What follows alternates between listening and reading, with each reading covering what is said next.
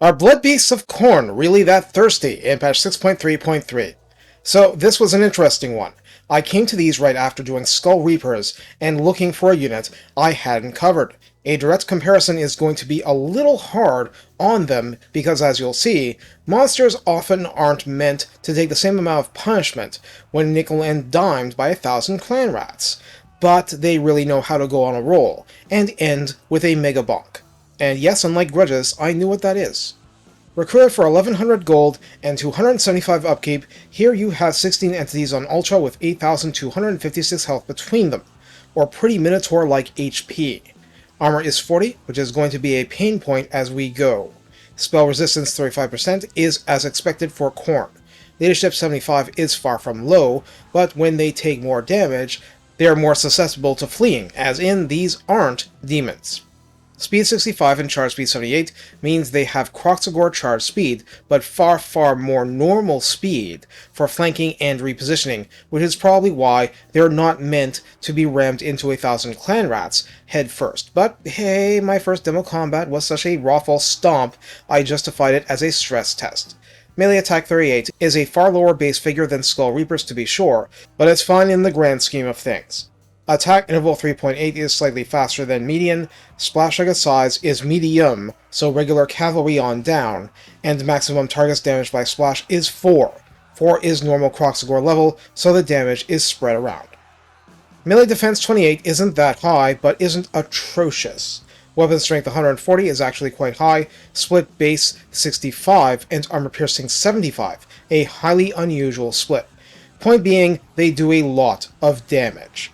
Charge bonus is 50, and remember, that's on the slow end of the cavalry scale for speed, higher than the high end of infantry, and mass is a goodly 1,500 per entity. The Bloodbeasts are considered siege attackers for campaign initiation of a siege, have the Mark of Khorne, can hide in forest, cause fear, and have frenzy, and in this case I'd say they really want and need that melee attack plus 10, weapon strength plus 10%, charge bonus plus 10%, and immunity to psychology, which here means immunity to terror.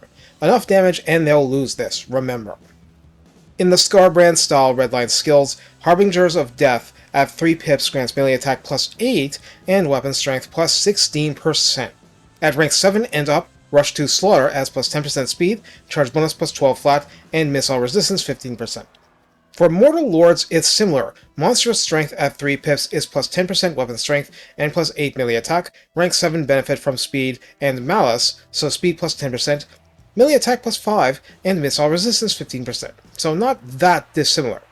In the mainline Khorne tech tree, Blood Feasting grants minus 10% upkeep, Deathbringer's Defiant grants 5% ward save, aka damage resistance. Lord of Monstrosities brings recruitment cost minus 15% and plus 1 recruit rank. Hungrier Spawn applies to them too, so plus 20% speed and plus 10% weapon strength. Yeah, so that's a potential plus 30% speed on a unit that's speed 65, charge speed 78 default. So how do we use the Bloodbeasts of Khorne? I hope this breakdown has established that they're kept at a modest level in multiplayer. In campaign, with dedicated redline boosting, they ridiculously pop off and become real menaces, and occupying a role somewhat similar to Minotaurs and Spawn, but at a fairly high speed. Their animations are certainly a lot different than Spawn, but these aren't unbreakable. They're also more armored than tissue paper.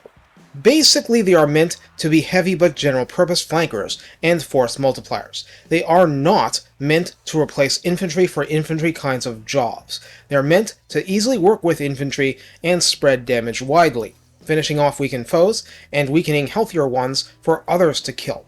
They are mosh pit menaces, but only if they're not alone. The lack of infantry or cavalry specialization, plus a large chunk of damage being armor piercing, means they are pretty good at providing the margin of victory for troops with less armor bashing. And by troops, I mean infantry of various varieties. There's no question they can dish it out.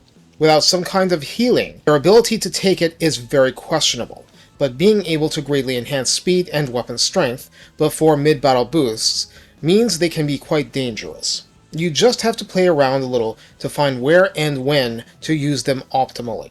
But there's no rampage mechanic, so you can seek out the good engagements. You do need some kind of anvil for healthy operation. but even Chaos Knights can do that. These are damage dealers. Treat them with respect, and they will beat your enemies with disrespect. Take care, and have fun getting blood for the Blood God through the Forehead method.